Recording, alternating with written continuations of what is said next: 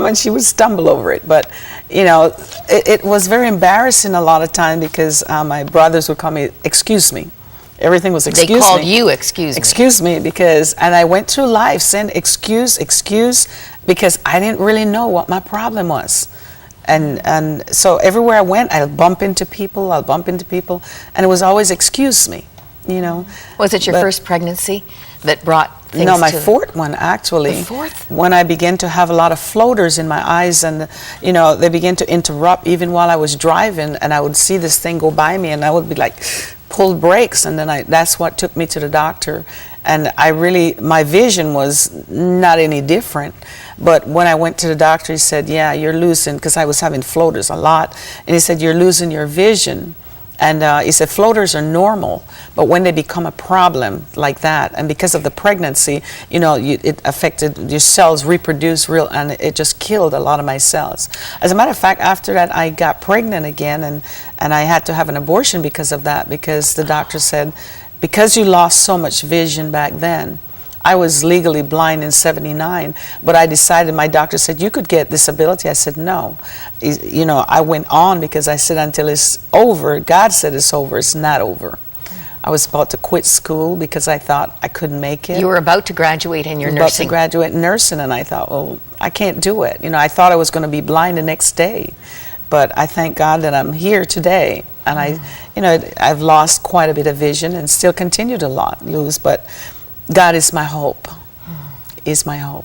Your husband encouraged you to finish your nursing. Yes, he did. And you would go on and be a nurse for 37 years. Yes, I did, traveling all over the United States. And people would say, how did you do it? You know, you walk in, and I had struggles then.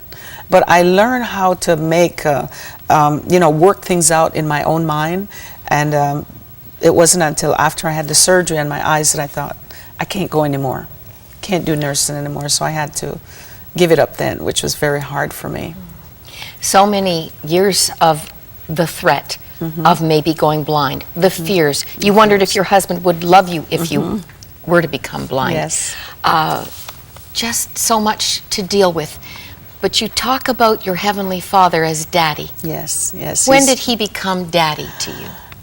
In the year 72, actually, I had an encounter with the Lord, and I was Catholic and never heard the term salvation, but I did do the prayer because I did love God. I knew I didn't know Jesus. He was baby Jesus to me, but yet he was close to me. He was close to me. But in 74, I actually received the Lord through a woman that at the hospital, the book, this Cross and the Switchblade with nursing, you know, you always want Nikki something Cruz. free. Yeah. Oh. I saw the book every room I went to, and I thought, somebody's giving out these books. And I asked the lady, she said, yes, there's a lady went up the hall, and I ran up the hall, and I said, can I have a book? She said, yes. I mean, there was a smile from here to here that I've never seen. This was a true Christian. I mean, the first I've ever seen a Christian. I said, yes, you can have a book. And I don't think I ever read the book at that particular time. But there was something about that. She invited me to church, and I went to church, and when I went, I remember the morning when the pastor gave the altar call. I was never used to that. But when he said, do you want Jesus? I ran up to the altar, and he wasn't finished. And I looked, and nobody's at the altar, and the enemy's like, go back to your seat. And I'm like, no, I want Jesus. I really want Jesus. And I went up there, and all of a sudden, people started coming, and I received the Lord. And from that day, Moira, I have never turned back on God.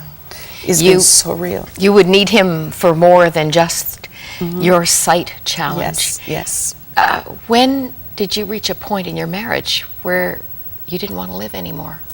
That was actually prior to me even receiving God. I'd received the Lord actually in 72, so I didn't really know God, but I had an issue when I was coming up. My dad became alcoholic because I believe it was because I'd gotten pregnant early, and I was actually, he had so much hope for me.